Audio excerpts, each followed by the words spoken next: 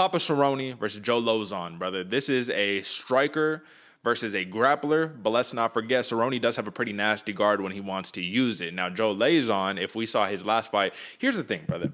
The reason why I'm excited about this fight is because Joe Lauzon, who hasn't been fighting recently, brother, let's be honest. I mean, come on. He had a couple bad losses, a couple finishes to Clay Guida and Chris Gritzmacher. Not good.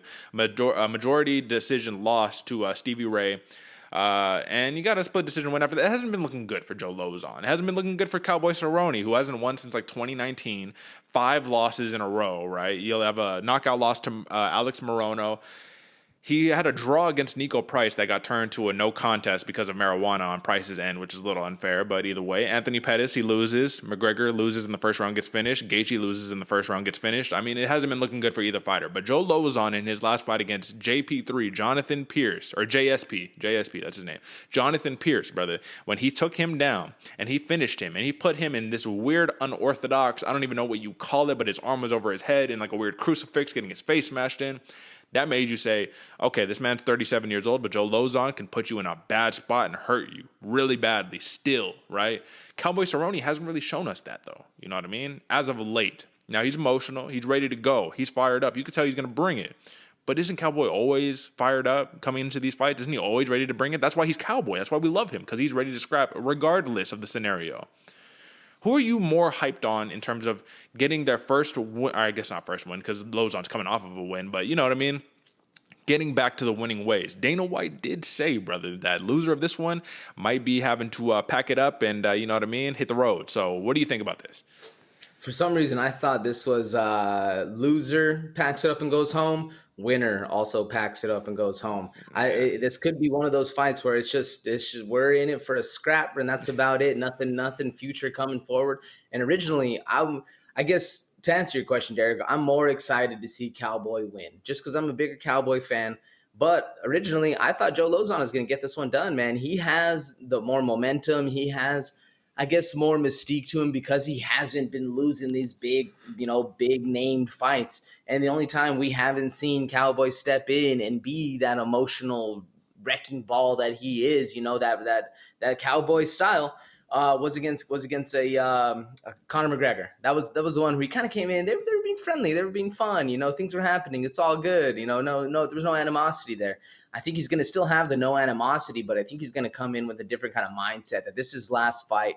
And like I was saying in the video, that literally everything that changed my mind is now Cowboy in his mind has the perception that his 4-year-old boy can finally see what his dad does and he's going to remember it. Now, I don't know about you, Derek. I don't remember shit at 4 years old. Maybe it's, all the extracurricular activities in the past or the sports, concussions, whatever the case may be. But even though if his son remembers this or not, Cowboy thinks his son is going to. So I think that's what's going to be the extra kind of push right there. That's going to have that extra little bit of grit, that little extra bit of mentality that's going forward for Cowboy. And I think that's what really gives him the edge. You seeing that too, or are we going full Joe Lauzon over here? Well, I don't think any of that extracurricular has anything to do with the performance that's going to be put on display this weekend. I think Donald Cerrone just in and of himself is a great fighter, right? He's a little at an advanced age, 39 years old, right? He hasn't had the best of luck recently, hasn't been too competitive in his fights. But if he starts getting going on the feet and he starts developing momentum in the striking, I think that he can easily win this fight, like run away with this fight, no problem. The problem is if he starts getting entangled in the grappling, and that's when it starts to favor Joe Lauzon, I think, in a very considerable degree. Because Donald Cerrone, even though he has this pretty wicked guard, man, that everybody talks about, they say it's his like superpower that he just chooses not to use on a continual basis.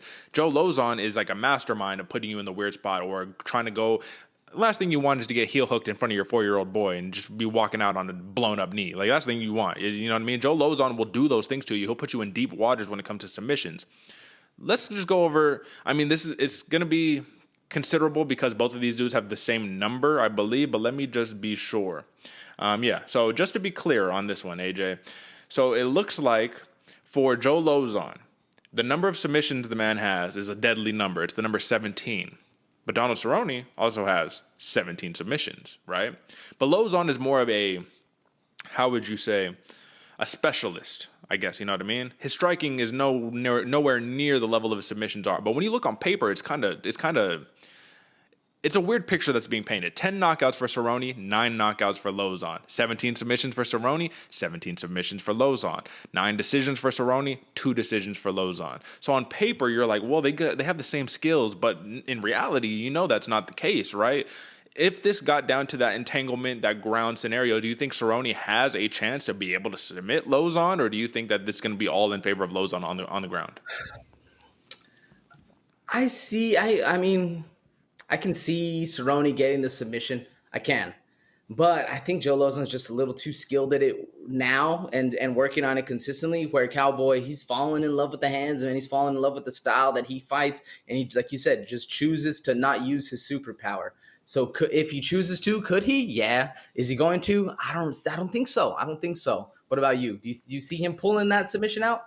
I don't really see it. I don't think it's a big part of his game personally. You know what I mean? Right now, I think especially in front of your boy, what kind of performance you want to put on? Come on, brother, man to man. You want to go in, you want to throw fisticuffs. You know what I mean? So it's going to be fun. I think it's going to be all Cerrone on the feet, but Joe Lauzon is actually more technical of a striker than people give him credit for, man. He has much more technical striking, but in his last fight against Ala Quinta, which was some time ago, right? But when you watch that fight back, I mean, he just gets picked apart on the feet, and there's really nothing that he has for him. So if he's not able to get the fight onto the ground or get close enough to close the distance to start grappling and doing that, it could be a long night.